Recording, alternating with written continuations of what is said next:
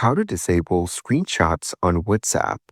To get started, first of all, you need to open up the WhatsApp application on your phone. You will then be brought to the chats page.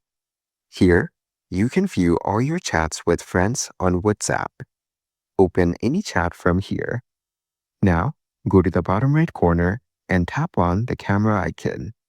On this screen, tap on the photos icon at the bottom left corner. Here, you can choose photos from your gallery to send to this chat.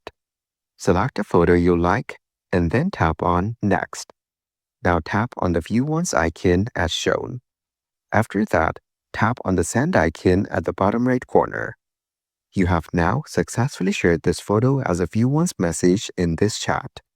You cannot screenshot View Once on WhatsApp due to app restrictions. The View Once immediately deletes the data after the first look. Following these steps, you can easily disable screenshots on WhatsApp.